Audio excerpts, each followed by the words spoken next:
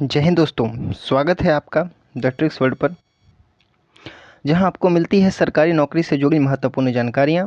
मैं हूं अनिकेत राज और आज हमारा टॉपिक है विटामिन्स। अगर आप यूपीएससी, बीपीएससी या एसएससी या एनटीपीसी या और अदर भी कॉम्पिटिटिव एग्ज़ाम की तैयारी कर रहे हैं तो यह टॉपिक आपके लिए बहुत महत्वपूर्ण रहने वाला है।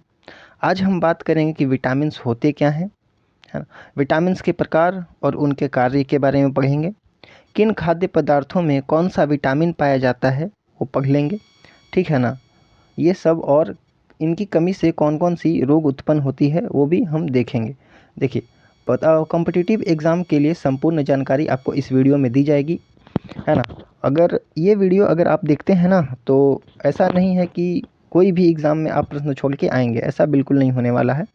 तो बने रहें एंड तक हमारे साथ। देखिए, सबसे पहले अगर हम बात करें तो विटामिन्स का जो इंट्रोडक्शन देख लेते हैं ना। तो विटामिन शरीर के समुचित विकास और सुचारू कार्य प्रणाली के लिए आवश्यक सूक्ष्म पोषक तत्व हैं, है ना। इन्हें शरीर पर्याप्त मात्रा में स्वयं नहीं बना सकता है, इसलिए हमें इन्हें भोजन से प्राप्त करना पड़ता है। और विटामिन दो प्रकार के होते हैं। देखिए, विटामिन से हमको कोई एनर्जी, कैलोरी नहीं मिलता है, रोगों से लड़ने में हेल्प मिलता है, ठीक है ना। इसकी कमी से बहुत सारी रोगें उत्पन्न होती है, जो उसके बारे में बात करेंगे हम। देखिए, पहली बात तो ये है कि विटामिन्स दो प्रकार के होते हैं। कौन कौन से? तो सबसे पहला जो होता है ना वो फैट सोल्यूबल विटामिन्स होते हैं। मतलब कि ऐसे विटामिन्स जो कि वसा में घुल जाते हैं, है ना। तो कौन कौन से हैं? देखिए, 4 विटामिन्स का नाम याद रख लीजिएगा। सबसे पहला कि ए और डी और ई और के, ये 4 विटामिन्स जो हैं वो फैट सोल्यूबल विटामिन्स हैं। एग्ज़ाम में बहुत बार देखा गया है, ये पूछते हैं कि कौन सा विटामिन फैट सोल्यूबल है, ठीक है। तो ये विटामिन्स शरीर में वसा में घुलते हैं, ठीक है ना, माने फैट्स में घुलते हैं और लीवर यानी कि यकृत में वसा उत्तकों माने फैट टिश्यू में संग्रहित रहते हैं, जमा रहते हैं। आगे पे देखें तो एक तो होता है फैट सोल्यूबल और एक होता है वाटर सोल्यूबल, है ना। वाटर सोल्यूबल मतलब कि जल में घुलनशील। ये क्या होता है? देखिए, ये शरीर में संग्रहित नहीं होते, इसलिए इनकी नियमित आपूर्ति आवश्यक होती है। देखते हैं कि इनमें दो विटामिन्स आते हैं, विटामिन बी और विटामिन सी। ये दो हैं जो कि वाटर सोल्यूबल है, ठीक है। अभी देखते हैं कि देखिए इनमें आते हैं कौन कौन से। तो विटामिन बी और मतलब कि बी कॉम्प्लेक्स, जैसे कि बी1, बी2, है ना। Vitamin B3, B4, B5, B6, बी7 etc, है ना। और विटामिन सी, ये दो विटामिन जो हैं वो जल में घुलनशील विटामिन हैं। तो क्वेश्चन इस प्रकार पूछता है कि निम्न में से कौन से विटामिन वाटर सोल्यूबल है, तो आपको जवाब देना पड़ेगा, ठीक है ना। चलिए आगे देखते हैं कि विटामिन्स के बारे में, कि विटामिन्स की सूची देख लेंगे, उनके स्रोत और उनके कार्य और उनके कमी से होने वाले रोगों के बारे में देखेंगे। सबसे पहला इनका नाम, जैसे विटामिन ए का नाम क्या है, रासायनिक नाम तो रेटिनॉल है। नाम याद रख लेंगे, क्या है, रेटिनॉल। अभी देखेंगे और इसके स्रोत क्या है, तो गाजर से मिलेगा, पालक से और दूध। इन सभी चीज़ों से जो विटामिन ए की प्राप्ति होती है। अगर विटामिन ए की कमी हो जाए, है ना, तो क्या हो जाएगा? अगर कमी हो जाए तो रतौंधी यानी कि नाइट ब्लाइंडनेस होगा। और ये काम क्या करता है, तो आँखों की रोशनी को तेज करता है। विटामिन बी1 की बात करें तो इसका नाम है थायमीन। ये अनाज से मिलता है, दाल से मिलेगा, दूध से मिलेगा। इसका काम है ऊर्जा का उत्पादन करना शरीर में, ठीक है ना। और विटामिन बी की कमी से एक रोग उत्पन्न होती है जिसे बेरी कहा जाता है, ठीक है। अभी आते हैं हम लोग आगे, तो विटामिन बी2 के बारे में देखेंगे। तो इसका जो रासायनिक नाम है राइबोफ्लोविन नाम है, जो कि दूध, अंडा और हरी सब्जियों, साग सब्जियों से मिलता है। इनका काम है कोशिकीय ऊर्जा का उत्पादन करना। अगर इसकी कमी होती है तो स्किन डिसऑर्डर यानी कि चर्म रोग हो सकता है। ठीक है। आगे देखिए कि विटामिन B3 को नियासिन कहते हैं, इसका रासायनिक नाम है नियासिन। मूंगफली खाएंगे मिल जाएगा, मांस खाएंगे उसमें भी ये आपको मिलेगा। काम है कि पाचन व तंत्रिका तंत्र को मजबूत करता है ना, स्वस्थ बनाता है। अगर इसकी कमी हो जाती है तो एक बीमारी है जिसका नाम है पेलेग्रा, वो हो जाता है। ठीक है ना।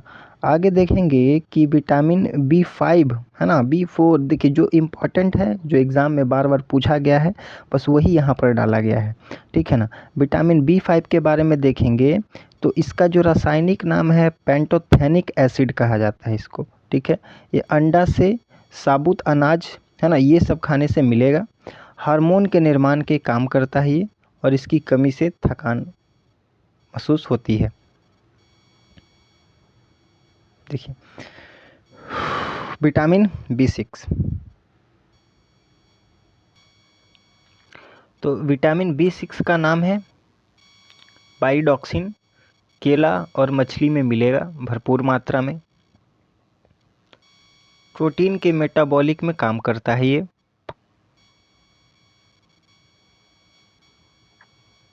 है ना, प्रोटीन के संश्लेषण का काम करता है B6।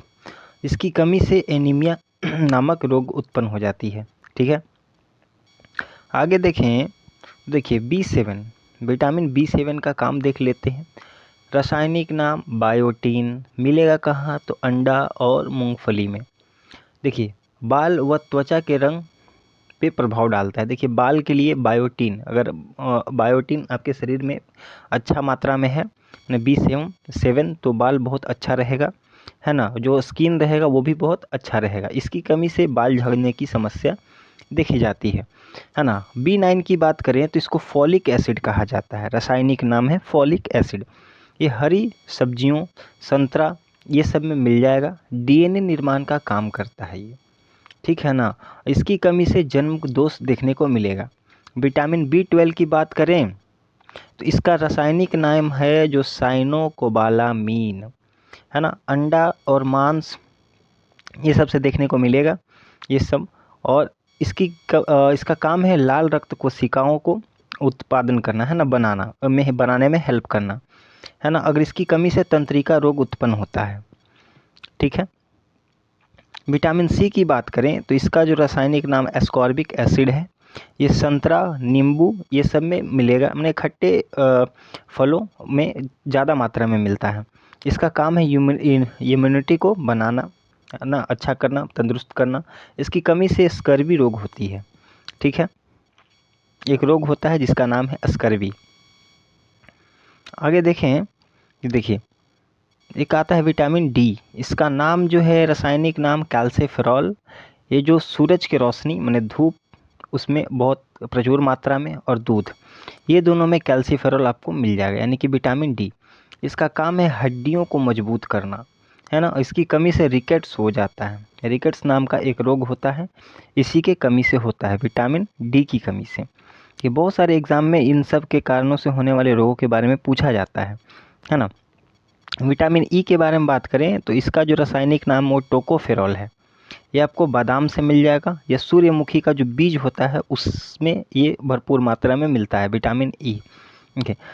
त्वचा के है ना, स्वस्थ रखने में हेल्प करता है विटामिन E। देखते हैं बहुत सारे ऑयल होता है उसमें भी विटामिन E का यूज़ होता है ना, आलमंड जिसको कहते हैं।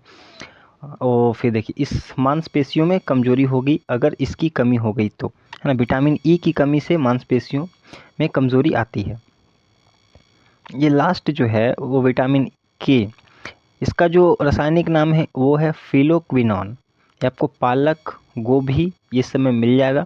इसका काम है रक्त को थक्का जमाना, समझ रहे हैं ना। और इसकी कमी से रक्तस्राव में प्रॉब्लम होगा, आप मतलब रक्त थक्का नहीं जम पाएगा अच्छा से, है ना। तो कट लग जाएगा ना, तो ब्लड का स्राव होते रहेगा, वो रुकेगा नहीं, है ना। थक्का, क्योंकि थक्का जम जाता है तो क्या होता है, रुक जाता है। इसकी कमी से ब्लड थक्का जमेगा ही नहीं। ठीक है ना। आगे देखते, देखिए कुछ प्रीवियस ईयर क्वेश्चन आपके लिए लाए हुए हैं, वो आपको सॉल्व करना है। ये मैं इसका आंसर अभी नहीं दूंगा, ये आने वाली वीडियो में चूँकि आएगा ना, तो उसमें इसका आंसर मैं जो डिक्लेयर करूँगा। आप कमेंट में इसका आंसर दे सकते हैं, जिस भी स्टूडेंट का ज़्यादा सही आंसर होगा मैं उसका नाम मेंशन करूँगा अपने आने वाले वीडियो में, ठीक है। चलिए देखिए, पहला क्वेश्चन जो है, किस विटामिन के कमी से स्कर्वी होता है? पहला, किस विटामिन के कमी से स्कर्वी होता है? Option A vitamin A, vitamin C, vitamin D या विटामिन के। आप ऑप्शन में इसका आंसर दे सकते हैं। आगे देखेंगे तो रिकेट्स रोग किस विटामिन की कमी से होती है? तो विटामिन ए या विटामिन B12 या विटामिन सी या विटामिन डी। इसका आंसर कमेंट करें। आगे देखते हैं तो देखिए, थर्ड क्वेश्चन जो रक्त का थक्का जमाने मतलब ब्लड क्लॉटिंग में कौन सा विटामिन सहायक होता है? Option A vitamin B12, option B vitamin D या option C vitamin K, option D vitamin E. इसका आंसर कमेंट में लिखें। अब आता है देखिए, एक प्रश्न है कि रेटिनॉल किस विटामिन का नाम है? ठीक है, रेटिनॉल किस विटामिन का नाम है? ऑप्शन ए की vitamin A, option B vitamin B6, option C vitamin C या ऑप्शन डी विटामिन डी। ठीक है, आगे देखते हैं प्रश्न। देखिए, विटामिन B12 का प्रमुख स्रोत क्या है? हरी सब्जी है ना, या डेयरी उत्पाद या अनाज या फल। इसका आंसर कमेंट करें। आगे देखते हैं, देखिए टोटल 10 प्रश्न रहने वाले हैं। विटामिन B9 को किस नाम से जाना जाता है? थायमीन या नियासिन या फॉलिक एसिड या पायरिडॉक्सिन। देखिए ये सारे प्रश्न जो हैं पीछे कोई ना कोई एग्ज़ाम में पूछे गए हैं, मैं वहीं से उठाकर यहाँ पे लाया हूँ। देखिए अदर ऐसा नहीं है कि कुछ भी यहाँ पर छाप दिया हूँ, ठीक है ना।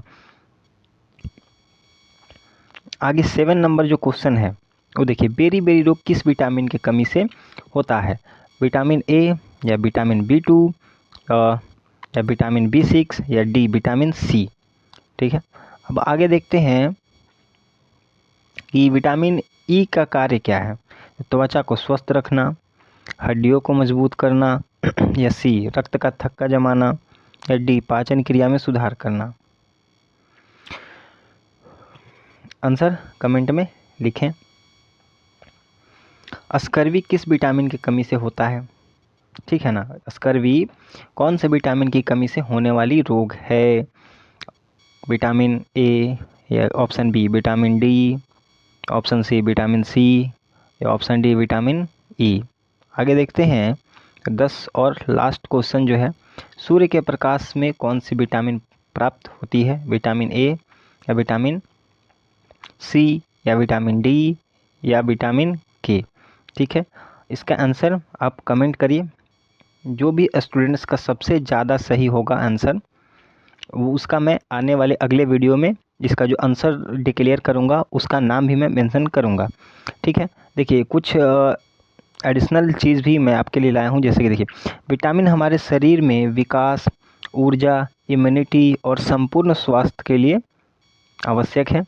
प्रतियोगी परीक्षा में विटामिन से जुड़े प्रश्न अक्सर इसमें पूछ लिए जाते हैं, देखे गए हैं।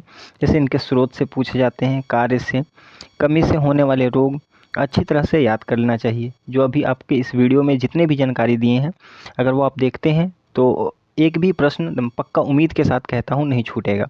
ठीक है, तो आज के लिए इतना ही, मिलते हैं अगले वीडियो में।